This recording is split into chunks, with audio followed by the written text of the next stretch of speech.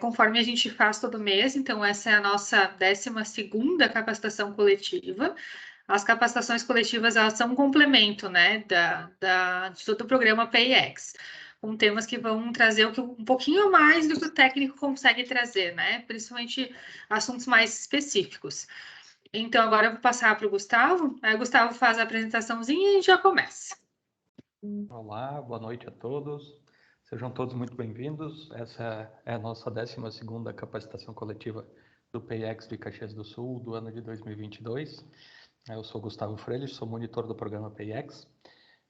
O PIEX, então, ele está sendo implementado em Caxias através da parceria entre a Microempa, né, Associação das Empresas de Pequeno Porte do Nordeste do Rio Grande do Sul, e a Apex Brasil.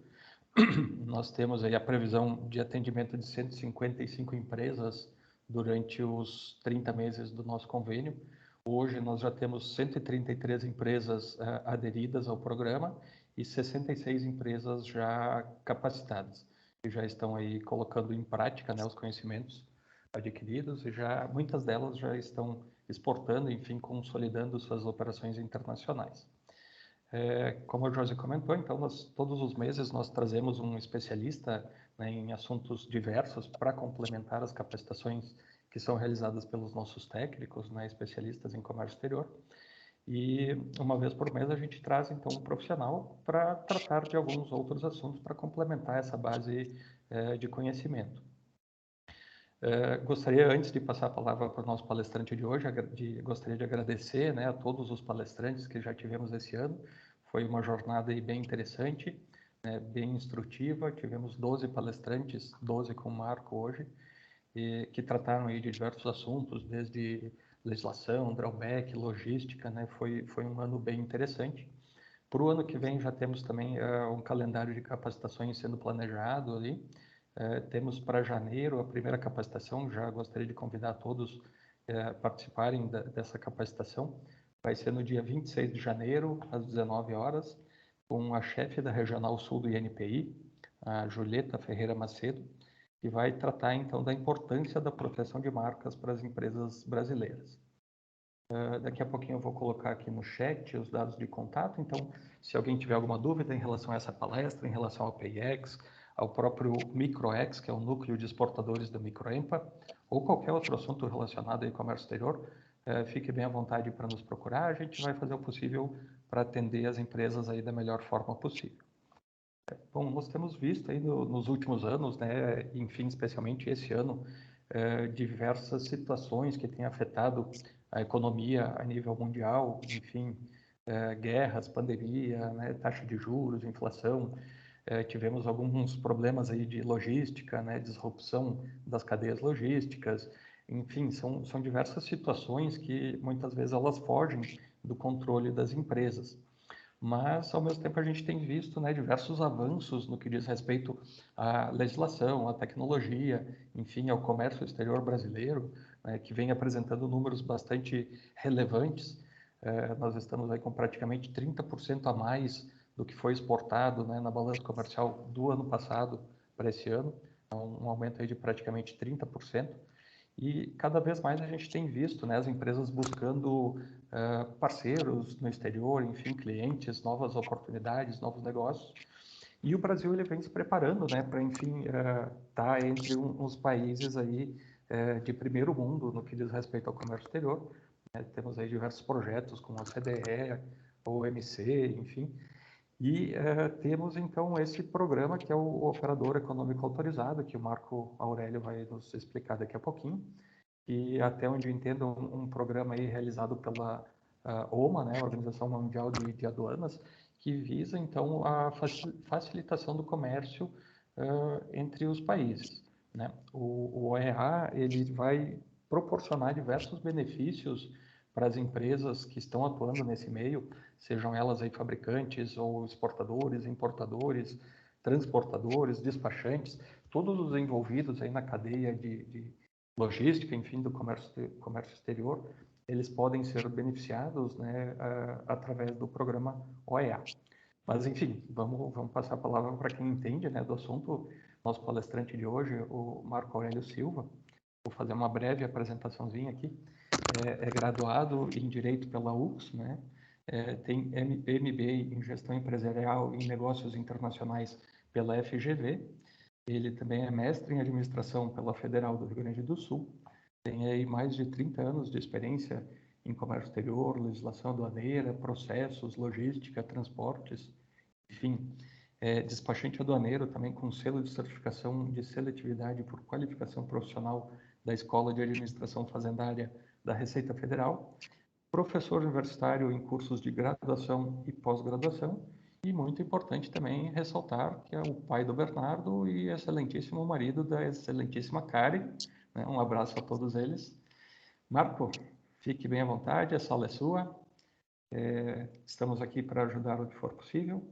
Sinta-se em casa. Obrigado, Gustavo. Obrigado a todo o pessoal que está participando, o pessoal que está assistindo nesse momento, o pessoal que vai assistir depois. O Bernardo e a Karen agradecem também. O operador econômico autorizado, ele é um assunto bastante técnico, e eu costumo fazer uma brincadeira com as pessoas, né? Às vezes, quando é muito técnico, parece aquele croquete que a gente compra na beira da estrada, né? Ele é muito pesado, porque o croquete ele é feito da carne, né? E a carne que sobrou do churrasco foi para a panela, e aí a última instância da sobra é o croquete. E aí, se ele fica na beira da estrada, ele fica exposto ao sol, no balcão ali, e ele pode te fazer um pouquinho mal. Mas eu não quero fazer mal para ninguém, eu quero que o pessoal tenha um pouco de noção, um pouco de ideia, e ele é técnico. Eu vou tentar ser o mais didático possível para que o pessoal compreenda. E mesmo para as pessoas que não têm interesse ou que não não são elegíveis, né? É sempre importante ter uma noção do que acontece em termos de comércio exterior no Brasil e no mundo.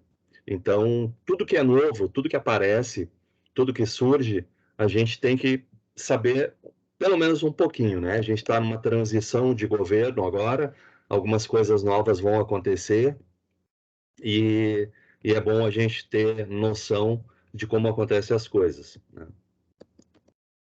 Vou ver se eu consigo alterar aqui. Ok. Então,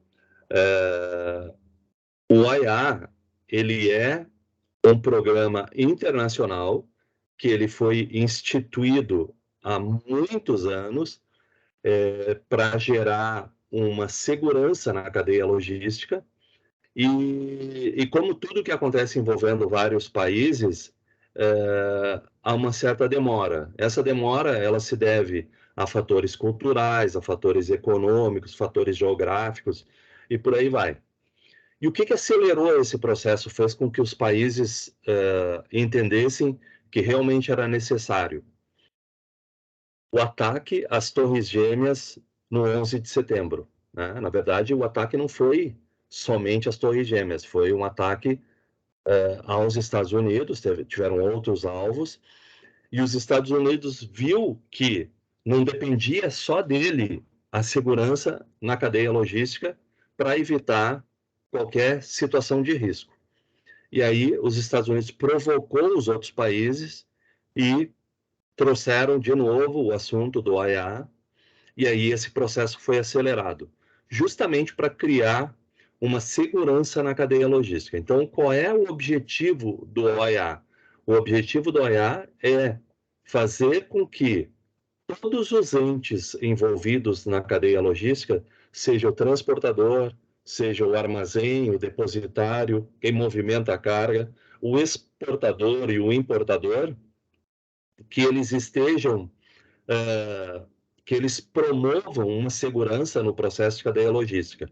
Para quê? Para evitar que no trânsito internacional, né, circule drogas, dinheiro de forma ilícita e explosivos, armamentos.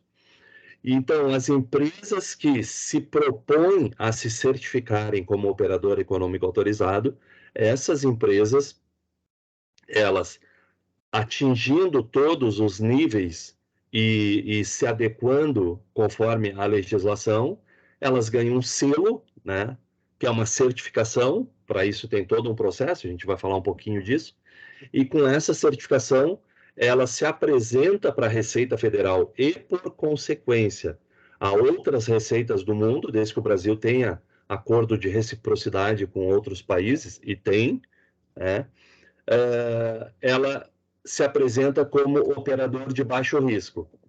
É mais ou menos o seguinte: eu ganho uma estrelinha de xerife e eu tenho livre circulação, né, uma melhor circulação entre os órgãos públicos, né, agentes do processo de comércio exterior, e eles facilitam a minha vida. Eu mostro para eles que eu ofereço baixo risco e, em contrapartida, eu tenho alguns benefícios. Então, esse é o programa brasileiro de OEA.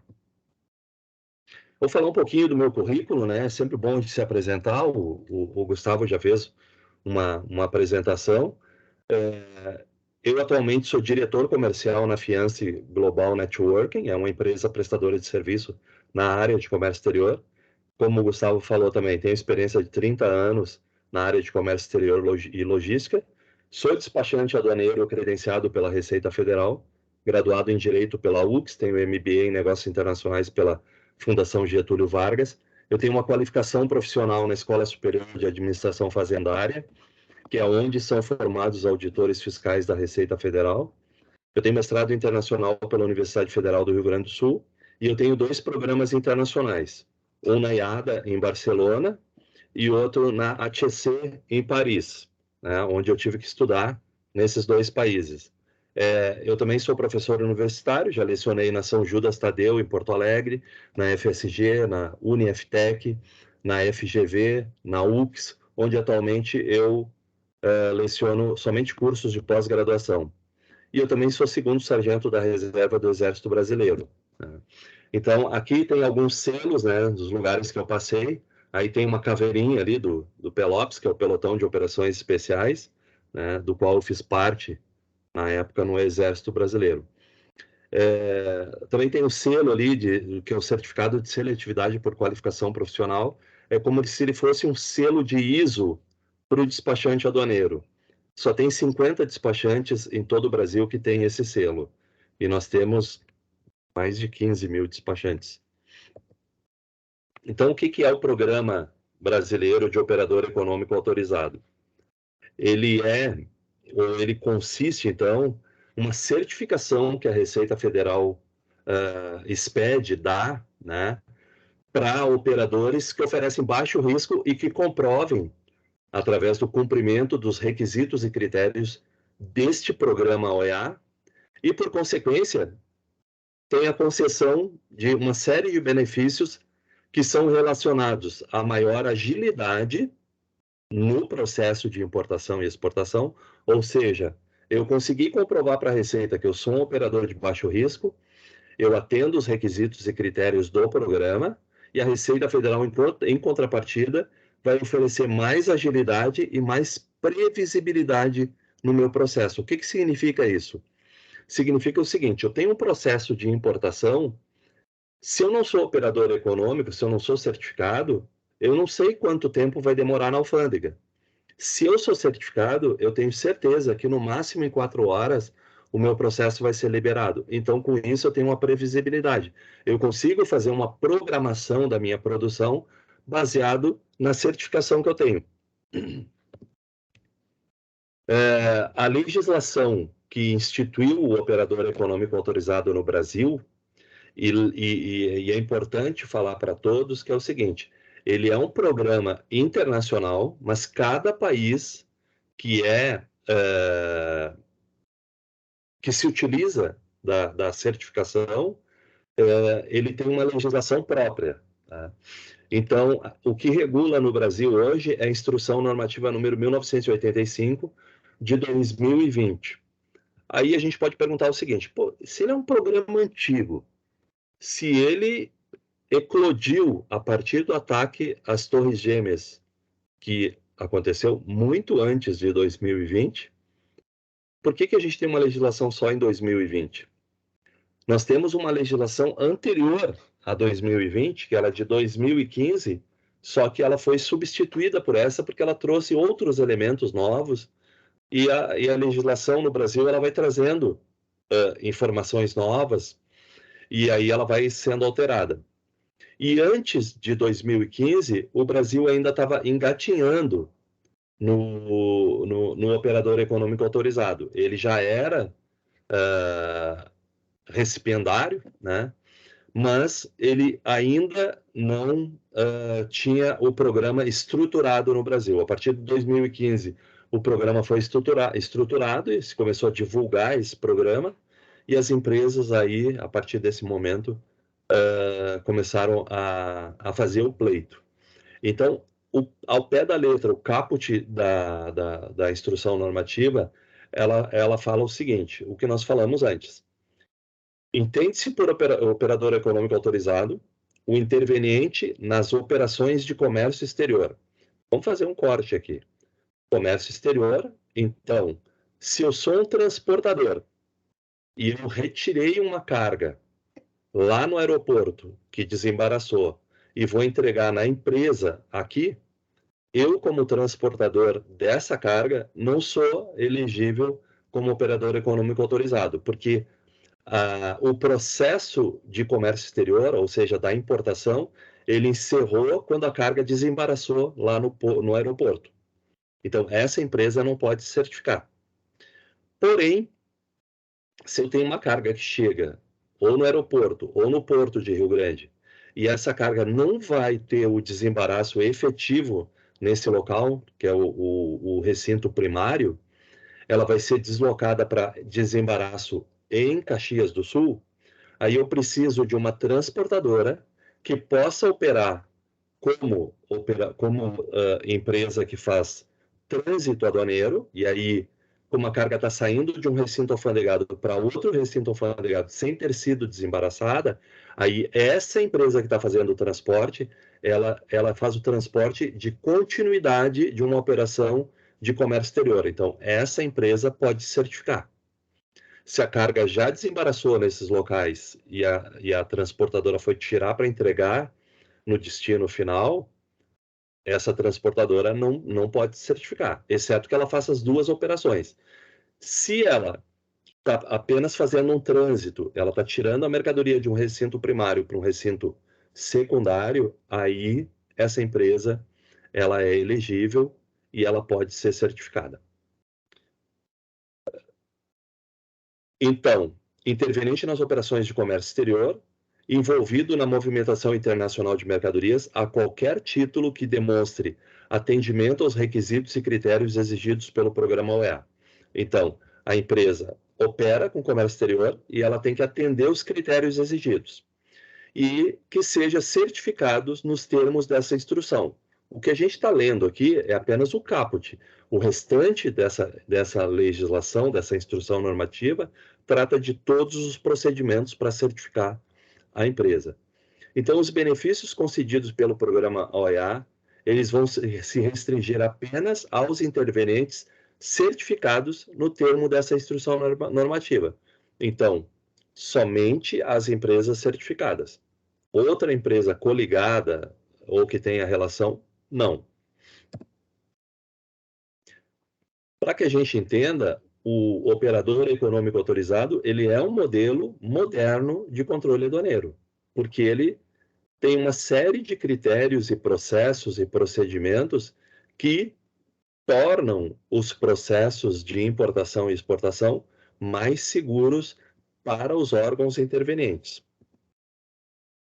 Então, fazendo um comparativo aqui da função do programa OEA e a relação que ele tem com o gerenciamento de risco, a gente verifica, de um lado, quais as atitudes do operador, da empresa que busca a certificação, e quais as estratégias da aduana para fazer esse gerenciamento de risco.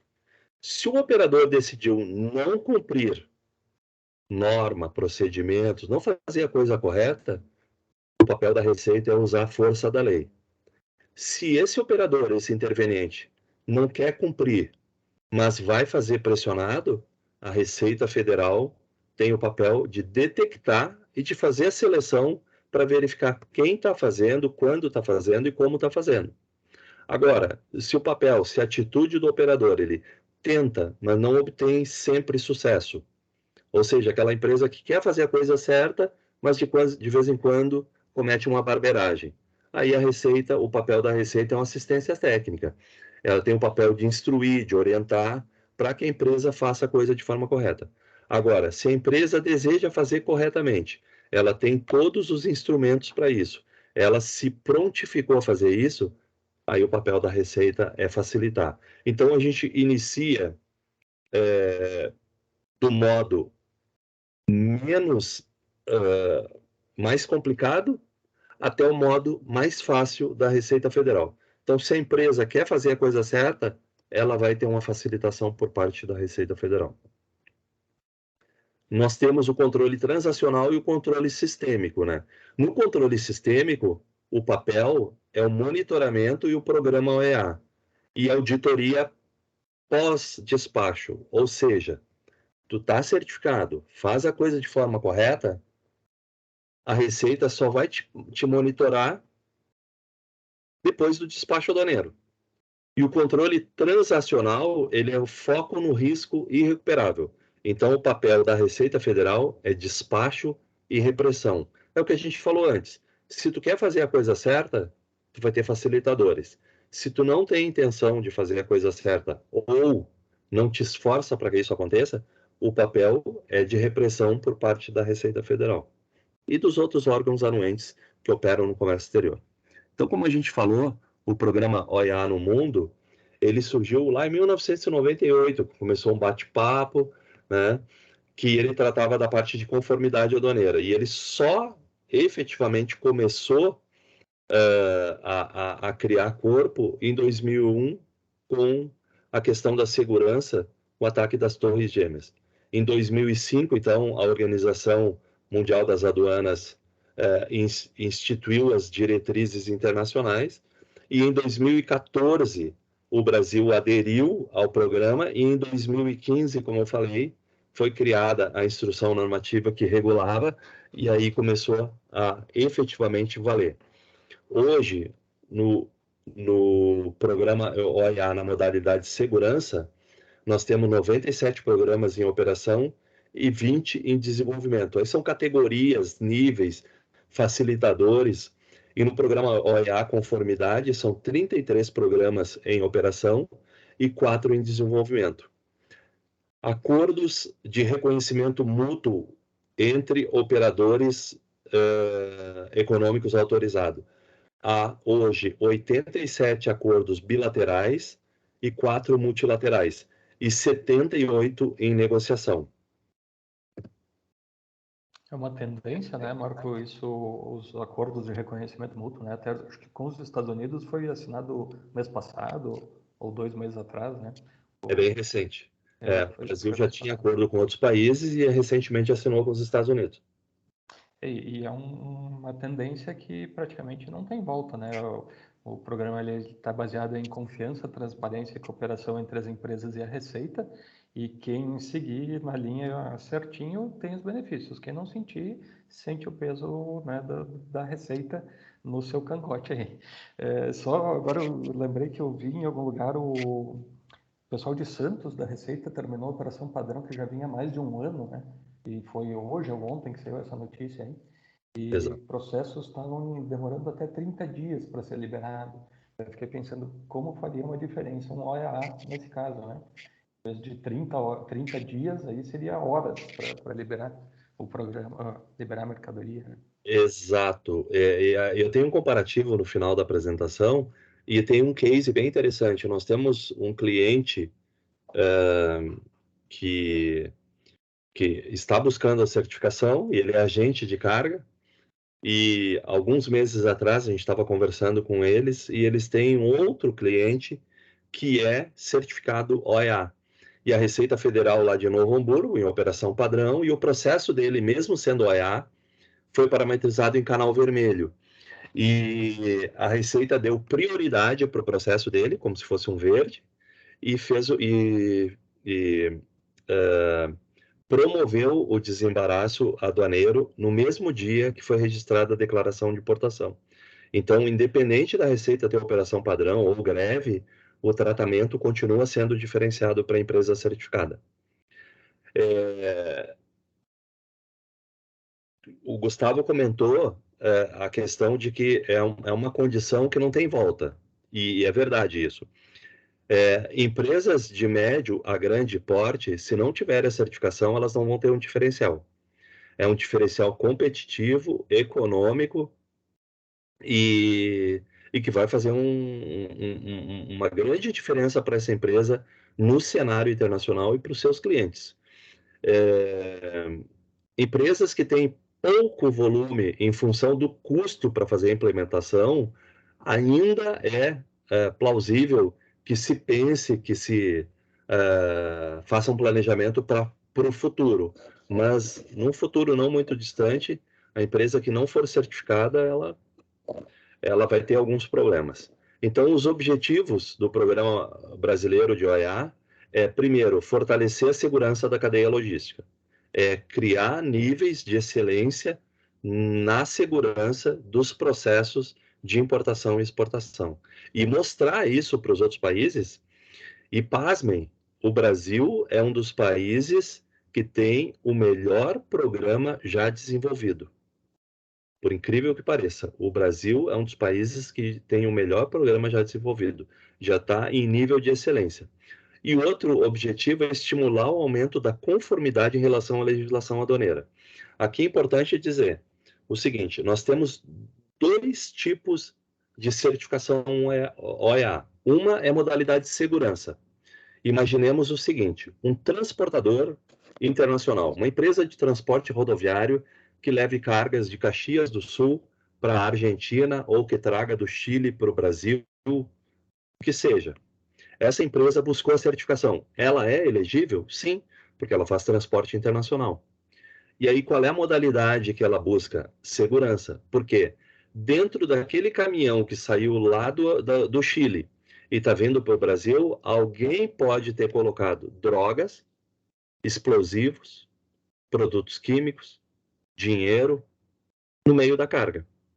Então, quais são os processos que essa empresa de transporte desenvolveu para evitar que esse tipo de coisa aconteça? Então, essa é a modalidade de segurança. Qual é a modalidade de conformidade? Ela é mais... ela se insere mais em empresas importadoras e exportadoras. Imaginemos o seguinte, uma grande empresa de Caxias do Sul, que tem um volume grande de operações de importação, ela busca a certificação OEA. O que ela tem que apresentar? Ela tem que cuidar se não vai algum explosivo, alguma droga ou dinheiro ilícito. Tem. Dentro do processo ela tem que cuidar isso, mas não é o que se busca na empresa que busca o OEA conformidade. O que se busca é o seguinte, é que ela verifique todos os processos, que a classificação fiscal de mercadorias seja correta, que a tributação esteja de acordo com a legislação e que todos os processos ofereçam segurança no que se refere à legislação aduaneira. Está fazendo tudo dentro dos conformes, está pagando os impostos de forma correta. É isso. Então, nós temos a segurança e conformidade. Como eu falei antes, o que regula isso? Quais são os institutos legais que regulam isso? A Instrução Normativa número 1985 de 2020, e nós temos uma portaria da Coordenação Geral de Aduanas, que é a número 77 de 2020. Quem é que pode ser OEA? Isso é importante. OEA segurança, então, ele tem o papel de fortalecer a segurança na cadeia logística, que nós falamos antes. Então, quem é que pode ser OEA segurança? O importador e o exportador, o agente de carga, o transportador, o depositário alfandegado, o operador REDEX, o operador portuário e o operador aeroportuário. Qual é o que essas empresas, o que esses entes têm em comum? Todos eles operadores do comércio internacional. E o OEA conformidade.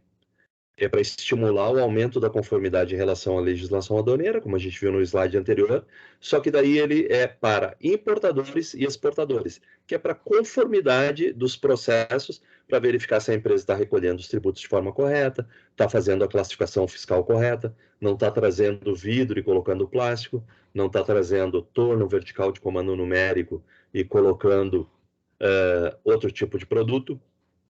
Então, conformidade é isso, e a segurança, como nós falamos antes, fortalecer a segurança no processo e na cadeia logística. Então, outra coisa bem importante, quem é que pode obter a certificação?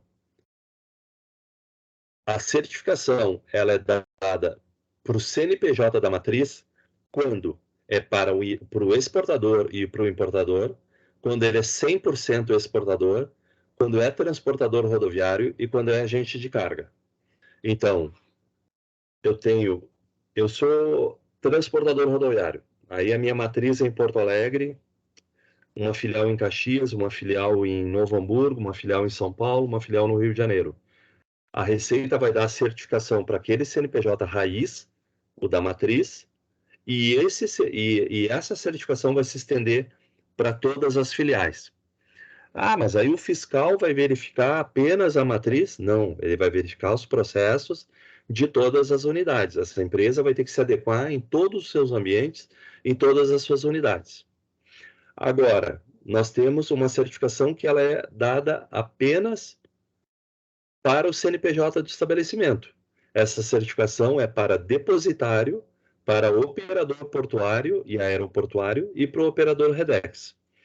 Então, são empresas estáticas, elas funcionam somente naquele local. Mesmo que ela tenha uma outra unidade, fica complicado a Receita dar a certificação para o TECOM em Rio Grande, se o TECOM tem uma outra unidade na Bahia, os processos são diferenciados, os níveis são diferenciados, então foi estabelecido que a certificação se dá apenas para o CNPJ do estabelecimento.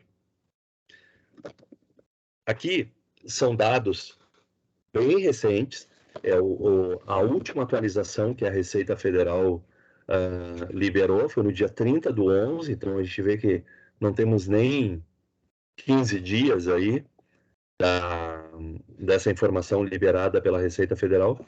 São apenas 685 empresas certificadas, são apenas 685 certificados de 510 CNPJs diferentes. Eu vou explicar isso. Quantas empresas são certificadas hoje? Apenas 510. Por que nós temos 685 certificados? Porque mais de uma empresa se certificou na modalidade segurança e na modalidade conformidade. E aí a gente tem esses números discrepantes a um primeiro olhar. Então, são 398 certificados para o OEA Segurança e 297 para o EA Conformidade. Se a gente somar, vai dar 685.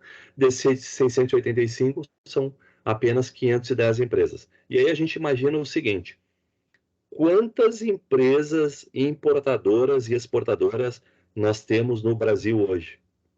Um número infinitamente superior a esses 510 que são certificados. Então, como o Gustavo tinha falado antes, a empresa que não tem a certificação ou que não busca a certificação, ela, no futuro, ela vai ter problemas. Esses 510 CNPJs diferentes, a gente tem só aqui em Caxias do Sul. Funções e CNPJs diferentes certificados no programa OEA. Então, conforme foi aumentando de dezembro de 2020 até novembro de 22. E a gente vai ver que entra empresa e sai empresa, entra empresa e sai empresa. Porque a empresa certificada ela pode perder o certificado. E a Receita é rigorosa no tratamento para recertificação.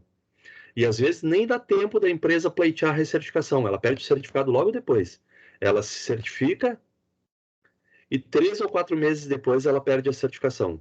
Ah, mas ela não estava sendo tratada de forma diferente, O tratamento não era como um parceiro diferenciado da Receita Federal? Sim, era. Mas se essa empresa cometer um erro grave nesse processo, ela perde a certificação. E aí é o braço forte e pesado do fisco, no sentido de certificar só quem realmente merece. Porque imagine vocês se a Receita Federal começasse a dar certificado para qualquer empresa, não apurasse o olho na hora de expedir o certificado e mantivesse certificadas empresas que incorressem em erros graves. Como nós seríamos vistos lá fora? O nosso tratamento lá fora não ia ser um tratamento de excelência como é hoje. Ainda dentro dessas estatísticas, e todas elas da última liberação da Receita, foi dia 30/11, a gente pega aqui um percentual de seleção para exportação no primeiro gráfico, né? Exportação, todos nós sabemos que o interesse dos órgãos públicos é que as empresas exportem e que saia carga para gerar divisas e para que fomente o comércio internacional. Então, a gente tem empresas não OEA, é 1,32, o já é um número bastante baixo, né? Mas se a empresa é certificada como OEA, é 0,39% o percentual de seleção. Aí a gente imagina, de cada 10 processos, nenhum, não chega a um processo que é selecionado pela Receita Federal para fazer a verificação de todos os operadores econômicos autorizados. Já no percentual de seleção da importação, na importação, já é mais rígido um pouco, né? A Receita Federal precisa saber se o que está entrando no país está condizente com o que foi declarado no processo de importação e se não tem alguma coisa errada naquele procedimento.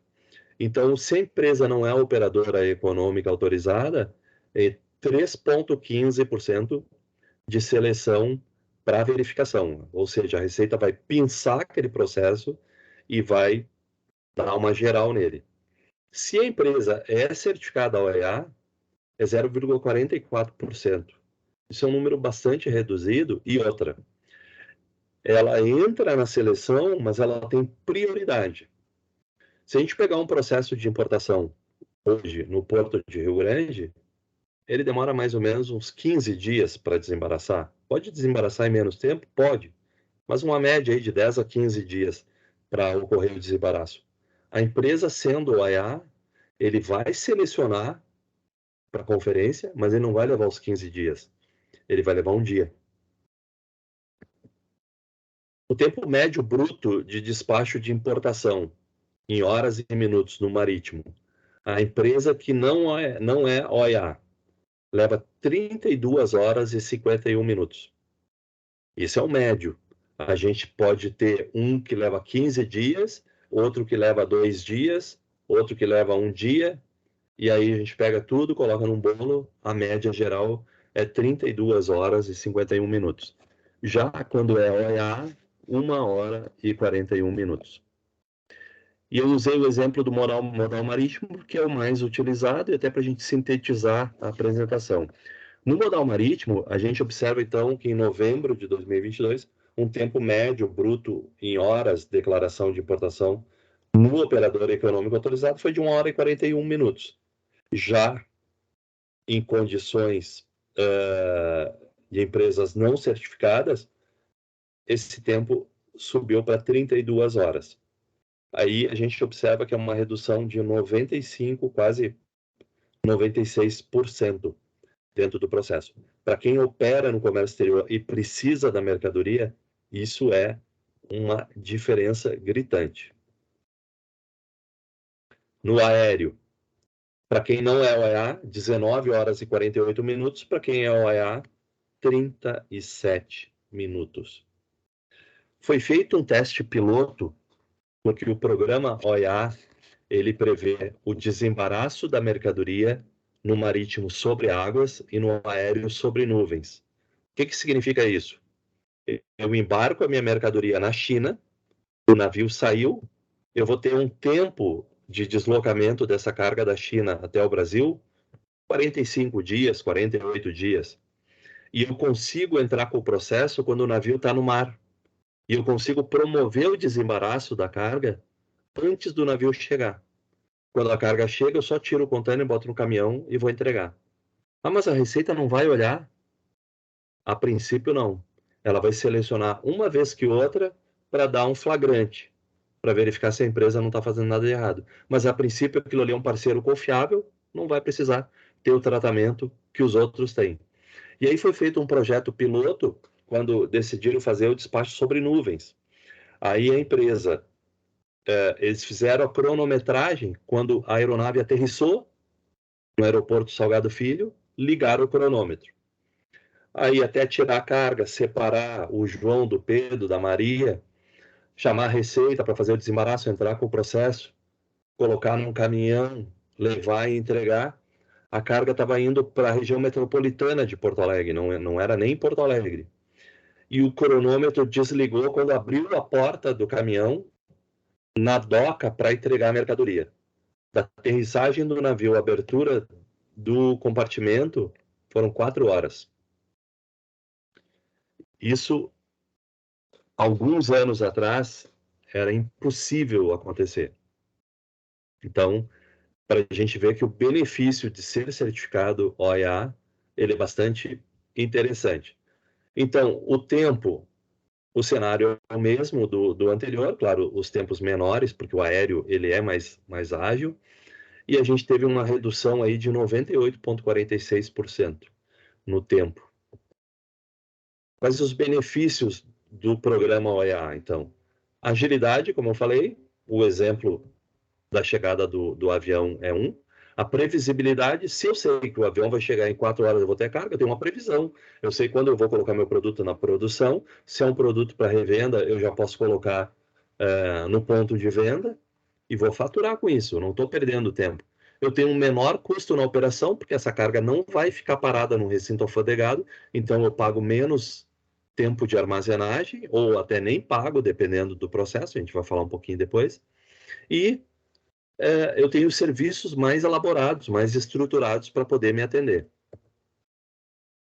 Então, a gente tem a classificação aqui do AIA Segurança, conformidade modelo 1 e modelo 2, né? Então, vamos falar dos principais aí. Quando a empresa é certificada OEA, ela tem uma publicidade no site da Receita Federal. A Receita vai colocar lá, se vocês colocarem no Google, né, empresas certificadas OEA, Receita Federal, vai aparecer o nome das empresas. Só que daí tem um risco. Se a empresa se certificar, ela vai para o site da Receita e aparece lá como empresa certificada. Se ela perder a certificação porque ela incorreu em algum erro, o nome permanece no site da Receita Federal e do lado aparece que ela perdeu a certificação. E aí o feitiço vira contra o feiticeiro. A empresa acaba fazendo uma propaganda negativa. Então tem que ter muito cuidado com isso. Ela pode utilizar a logomarca AEO, né, sigla internacional de OEA. Isso é muito positivo, pode usar em papel timbrado da empresa, assinatura de e-mail, documentos. Isso faz uma propaganda muito positiva da empresa, porque mostra que a empresa tem seus processos ajustados e arrumados e que é uma empresa que gera confiança para os órgãos públicos. Vai ter prioridade em análise em outras modalidades OEA. Tem uma série de benefícios concedidos pela aduana brasileira e por aduanas estrangeiras, principalmente se existe um acordo de reconhecimento mútuo com outras aduanas. Ela pode participar de um fórum consultivo estabelecido pela Receita Federal, ou seja, é uma patotinha que vai se reunir para tratar de assuntos inerentes ao comércio exterior, mas aquela patotinha só pode fazer parte daquela patota quem tem o selo, quem tem a certificação OEA. Dispensa de uma série de procedimentos para quem já cumpriu OEA, ou seja, para ser OEA, eu preciso certidão negativa, preciso ajuste de processo, então eu vou precisar entrar com outro processo junto à Receita Federal que não seja OEA e exige essa documentação, eu mostro, ó, eu sou OEA, então eu já cumpri esses requisitos, eu não preciso cumprir de novo. A participação em seminários e treinamentos exclusivos para quem é OEA.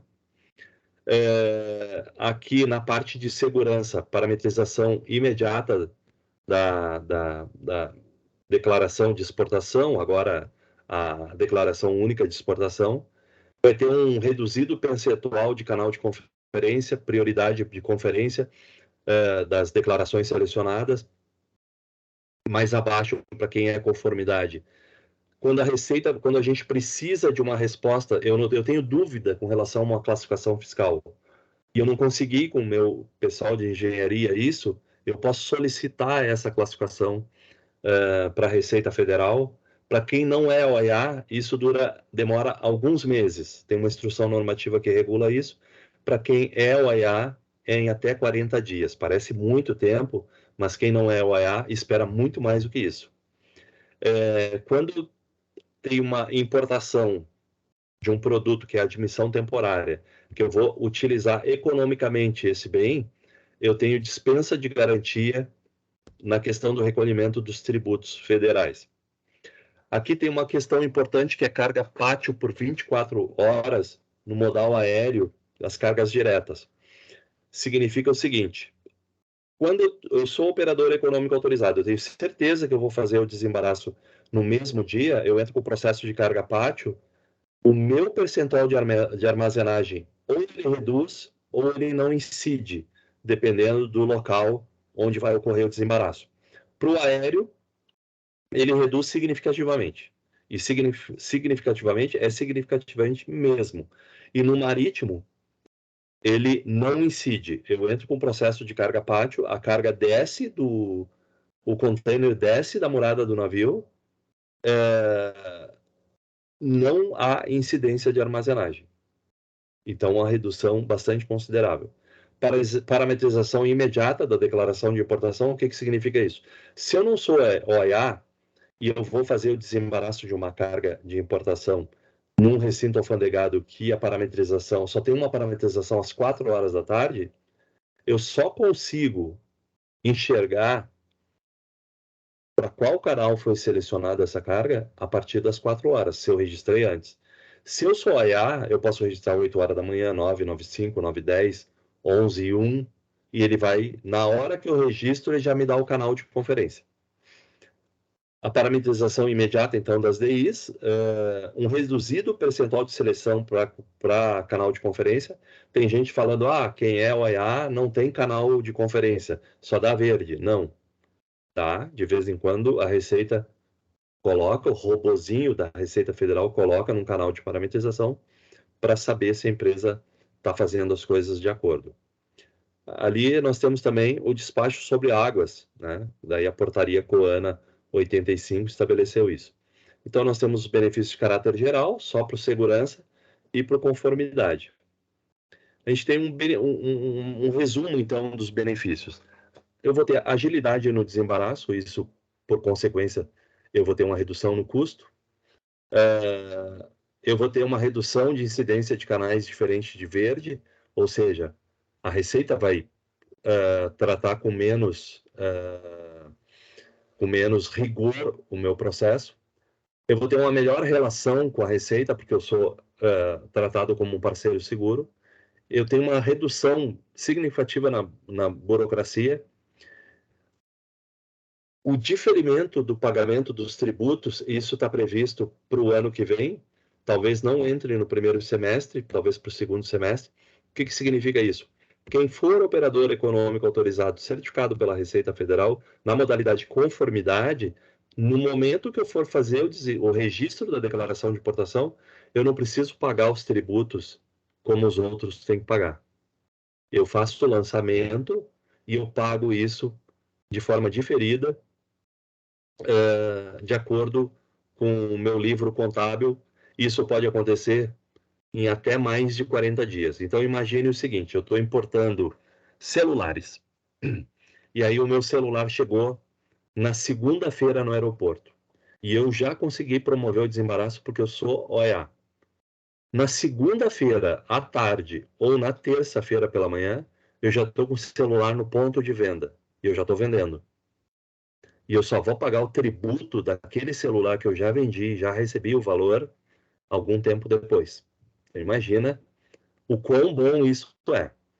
Um desmembramento do fluxo documental e físico da carga, facilitando o comércio internacional, uma facilitação para as empresas brasileiras, tanto aqui quanto fora, uma redução dos custos logísticos, vai ficar menos tempo, vai reduzir esse custo, e uma série de vantagens competitivas que são consequentes dessa certificação. Melhor prazo para desembaraço, redução de custo de armazenagem. Se eu sou uma empresa exportadora, eu vou ter uma agilidade dentro desse processo, e o próprio selo de certificação OEA vai fazer um diferencial. Quando eu for oferecer meu produto lá fora, eu vou ser visto pelo meu comprador como uma empresa organizada e uma empresa que tem uma certificação. Esse quadro aqui, ele resume muito o que é a economia que a gente tem com a certificação OEA. Então, nós pegamos aqui um tempo para o tempo que ocorre hoje no Brasil para um processo de exportação em dias e para o processo de importação e de exportação. E aí a gente vê uma média. A gente tem empresas e locais onde ocorre o desembaraço, às vezes é muito rápido, mesmo não sendo OEA. Outras, nem perto de ser rápido. E aí a gente pegou aqui preparação de documentos, desembaraço, inspeções, manuseio interno e portuário. 13 dias é o normal num processo de exportação. E na importação, somando tudo isso, 17 dias. E agora a gente vem para o quadro criando um cenário com possíveis reduções. E aí nós temos portos, aeroportos, fronteiras, zonas secundárias, que são os locais que exploram a utilização de um recinto alfandegado. E aí nós pegamos 3 cenários. O de 0,60% sobre o valor CIF da mercadoria, que é o mínimo que a gente achou. O de 1,35, que é o valor médio. E o de 2,10, que é o valor máximo. Então, se eu tenho uma carga que custa 100 mil, que é o custo CIF, que é o custo da mercadoria, do frete e do seguro, essa carga está num recinto alfandegado.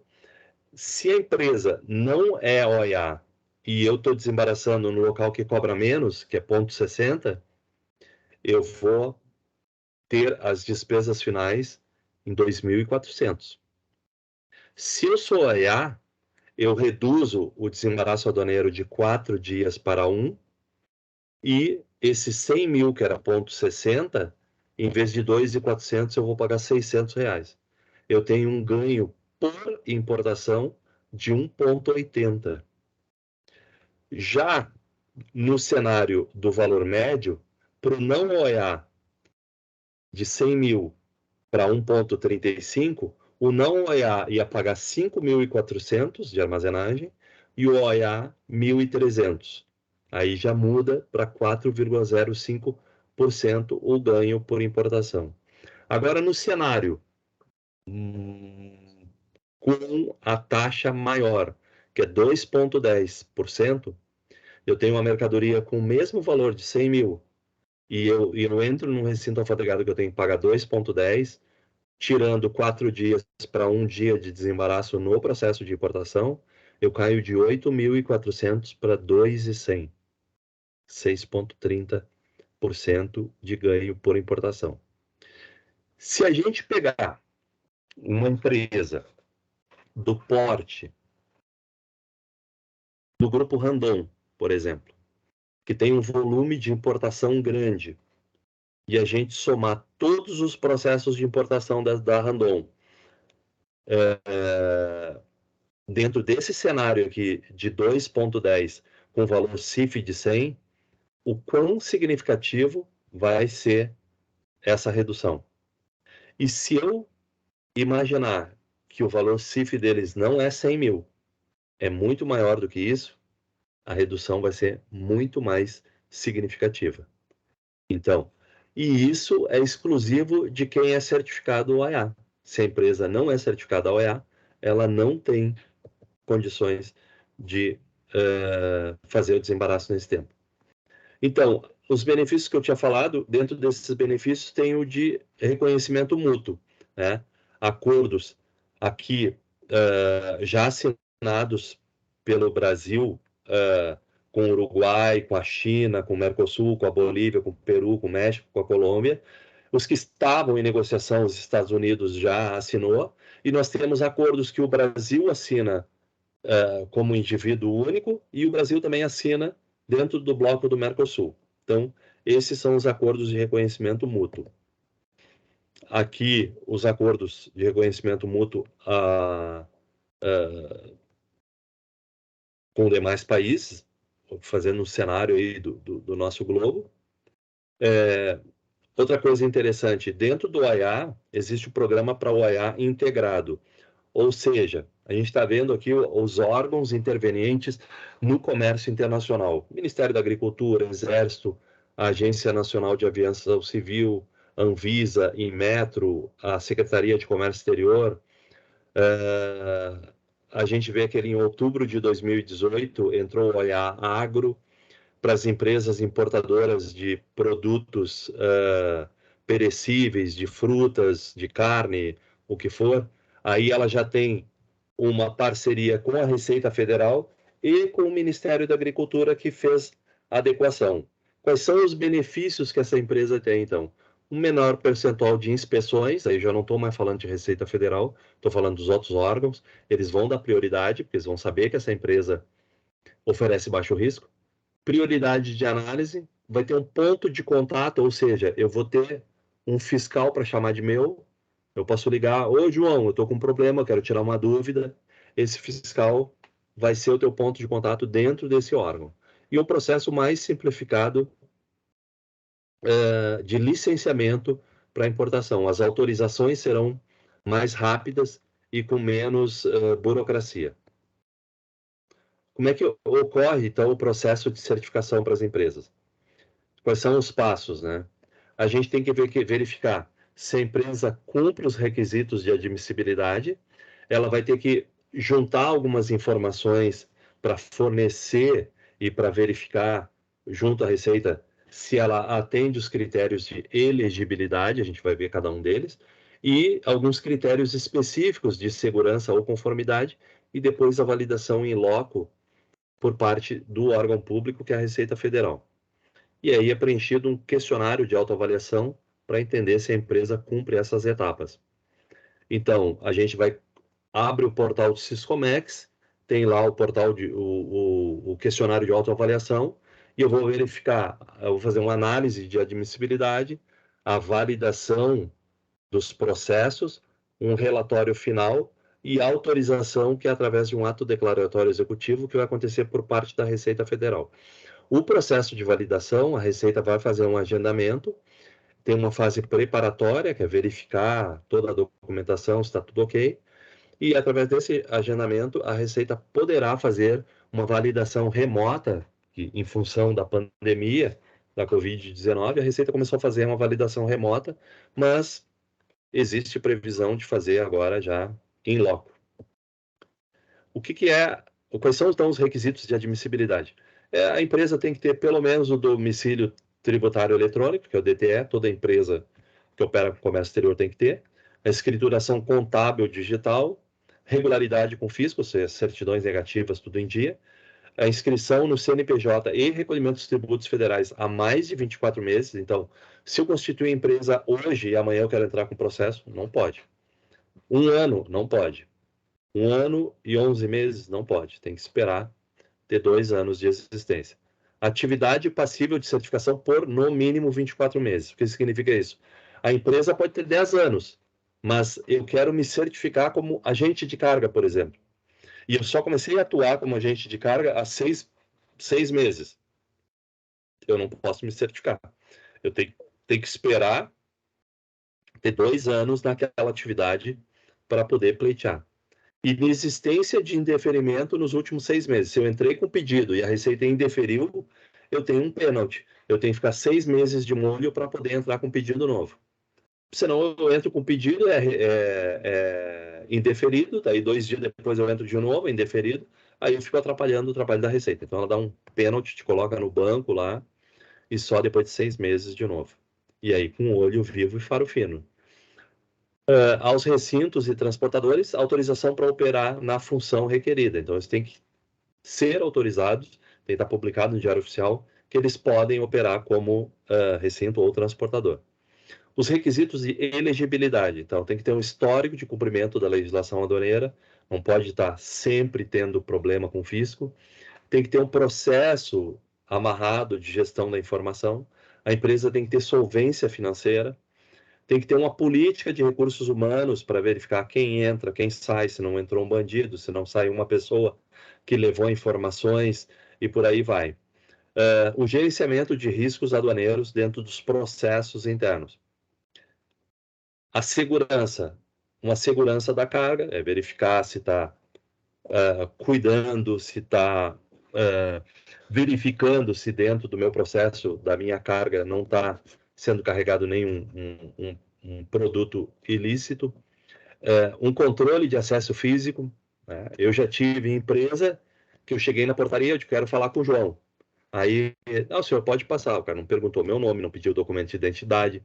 E eu entrei dentro da empresa. Quando eu entrei dentro da empresa, podia entrar na produção da empresa e plantar alguma coisa ali. Né? Então, eu tenho que ter isso bem amarrado dentro da empresa. Um treinamento e conscientização direto de ameaças, de problemas que pode ter. O nível de segurança tem que ser muito grande. Segurança física das instalações, então tem que ter cuidado, tem que ter alarme, tem que ter câmera de vigilância, tem que ter guarda. Gestão de parceiros comerciais, então quem fornece serviço para mim também tem que entrar nesse baile aí e tem que ser cuidadoso. E eu tenho que gerenciar como esse parceiro executa o serviço para mim, para que ele não me jogue um passivo. Na conformidade, a questão da descrição das mercadorias, não adianta eu colocar lá que eu estou importando parafuso. Eu importar parafuso, eu não estou dizendo nada. O parafuso pode ser de plástico. Se ele for de plástico, ele não é parafuso, ele é uma obra de plástico. Se ele for um parafuso de metal, ele é parafuso. Se ele for um parafuso de ouro, ele é uma joia. Então eu tenho que ter cuidado, eu tenho que descrever. Parafuso, sextavado, 3/8, rosca para a direita, utilizado para o setor moveleiro e por aí vai. Quanto mais eu facilitar na descrição do produto, melhor para o fisco. A classificação fiscal das mercadorias, se eu estou jogando a classificação de acordo com a descrição correta. Eu tenho que cuidar das operações indiretas, parte de base de cálculo de tributos, se eu estou jogando todos os elementos necessários para constituir a base de cálculo dos tributos federais. A questão da origem e da procedência das mercadorias, eu estou dizendo que a mercadoria é americana e a mercadoria está vindo da China, e eu quero usufruir de algum benefício por conta disso. Ou a mercadoria está vindo da Argentina, que é parceira do Brasil no Mercosul, e eu não tenho incidência do imposto de importação. Mas a mercadoria ela não veio da Argentina, ela veio dos Estados Unidos e passou pela Argentina para tentar burlar o fisco. Não pode. Tem que ter muito cuidado com isso. Às vezes a empresa nem sabe o que está acontecendo. A questão de imunidades, benefícios e suspensões, eu tenho que estar atento a isso. Qualificação dos meus profissionais, as pessoas que trabalham e operam no comércio exterior são devidamente qualificadas. E a questão do controle cambial, né, que é o pagamento das operações de importação ou o recebimento disso. A questão das informações gerais, então, são aquelas a respeito das operações da empresa, a sua participação, entre outras informações importantes, para os servidores da Receita Federal, para eles poderem mapear os riscos associados às suas operações. Então, eu vou contar como é que é o meu dia a dia, o que eu faço na empresa, como são as minhas operações, e aí o fiscal vai mapear e vai verificar se eu posso ou não. E a última etapa, que é a validação in loco, é o que o fiscal vai fazer. Ele vai lá para olhar, ele vai olhar a documentação e depois ele vai dentro da empresa ou vai fazer online essa verificação por questões de segurança em função da Covid. Mas a previsão é que vá até a empresa. Normalmente vão 2 auditores, né, para evitar que se tente um suborno com um. No que se refere à classificação fiscal das mercadorias, né, tem que estar atento ao fluxo de informações, se isso vai contemplar a questão correta da descrição da mercadoria, a validação das informações sobre características do produto, o exemplo que eu dei do parafuso, a descrição completa da mercadoria, de novo, o exemplo que eu dei do parafuso, dando subsídios para entender qual a aplicação daquele produto, a observância de regras sobre a classificação fiscal. Nós temos uma série de regras estabelecidas no Brasil para a classificação de mercadorias, a formalização do processo de consulta de classificação fiscal. Se eu não sei, se eu não tenho um engenheiro, se eu não tenho ninguém dentro da empresa que consiga me ajudar, eu posso formalizar um processo de consulta junto ao fisco. A previsão de erros e retificações, quanto mais erros eu tiver, mais retificações eu tiver, menos bem visto eu sou junto à Receita Federal. E principalmente a capacitação dos profissionais que trabalham e operam no comércio internacional para evitar erros. O processo de monitoramento, então, ele tem a certificação, que tem uma análise preliminar e a validação física ou virtual por parte da Receita Federal, e depois tem a pós-certificação, né? É um monitoramento ordinário. A Receita está sempre cuidando, mas de forma velada, evitando atrasar o processo para ti e te causar mais custos. Então, ela tem um monitoramento ordinário, extraordinário e uma revisão da certificação. Essa revisão pode implicar na perda ou não da certificação. Depende de como eu andei dentro desse processo. A estrutura da Receita Federal no Brasil, então, como é que ela funciona? Nós temos uma coordenação geral de aduanas, que ela está acima de todos os órgãos.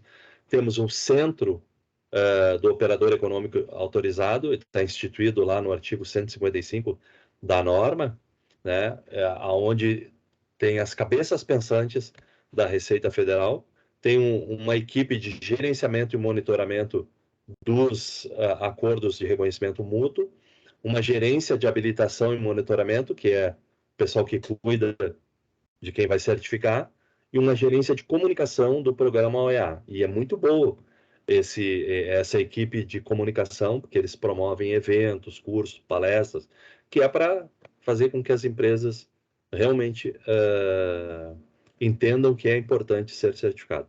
Nós temos uma equipe OEA em Belo Horizonte, uma em Curitiba, uma em São Paulo, uma em Manaus e uma em Recife. Cada uma abrange algumas regiões e hoje o Rio Grande do Sul ele está subordinado ou precisa que a equipe de Curitiba seja a equipe certificadora e que cuide dos processos dessa empresa. Assim como Santa Catarina. Então, Curitiba atende Paraná, Santa Catarina e Rio Grande do Sul. Então, a central regional, que é para a nossa região aqui, está em Curitiba, no Paraná, que atende, aí, como eu falei, Rio Grande do Sul, Paraná e Santa Catarina. Ali o número de processos OEA para essas empresas e qual é o total de processos, tanto para declaração de exportação quanto para declaração de importação. São números só para ilustrar um pouquinho. E uma outra parte importante do programa OEA é o trabalho que a Receita consegue fazer, porque a partir do momento que ela certifica alguém, ela deixa de lado e ela começa a cuidar outros, e ela começa a focar a equipe dela em empresas que oferecem risco. Então, a gente teve ali em 2019, esses são dados fornecidos pela Receita Federal, uma quadrilha internacional que usava dinheiro venezuelano para falsificar dólares. Ela aproveitava que o papel é semelhante ao papel da moeda americana e eles imprimiam, eles tiravam a impressão do dólar venezuelano, que vale quase nada, e fazia a impressão de dólares. Então, a Receita conseguiu, né, pegar isso, a Receita Federal do Brasil. No Porto do Rio de Janeiro tinha uma rota de tráfico internacional de drogas e o Porto do Rio já havia sido usado outras 2 vezes em 2020 para envio de drogas à Europa. e a Receita Federal conseguiu pegar isso.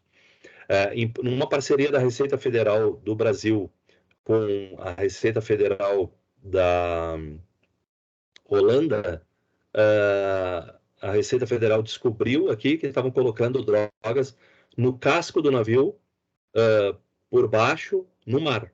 E aí, quando chegou na Holanda, o pessoal fez o mergulho e retirou isso. Então, um trabalho mútuo entre as aduanas. Eu tentei ser bem rápido, o assunto é bem extenso, para não tomar muito tempo de todos, né? Tentei sintetizar ao máximo e eu me coloco aí à disposição para as perguntas. Quem quiser fazer perguntas, eu estou à inteira disposição. Puxa, Marco, muito obrigado pela tua explicação. Foi muito interessante, muito legal conhecer um pouco mais a fundo, né, o programa OEA. Olhando assim para o programa, enfim, conformidade, uma compliance, segurança, que vai dar essa segurança para a empresa, para a sociedade, para o governo, enfim, é um programa que beneficia todos, as empresas, a sociedade. É um negócio assim, muito impressionante, achei muito legal. Eu tinha feito algumas anotações aqui para ver contigo, então, para quem é o programa, né? Tu já listou ali os possíveis beneficiados, né? Importadores, exportadores, transportadores, depositários. Os benefícios, tu elencou todos eles muito bem. Como funciona, também explicou excelente, né? A tua explicação. Só temos que te agradecer.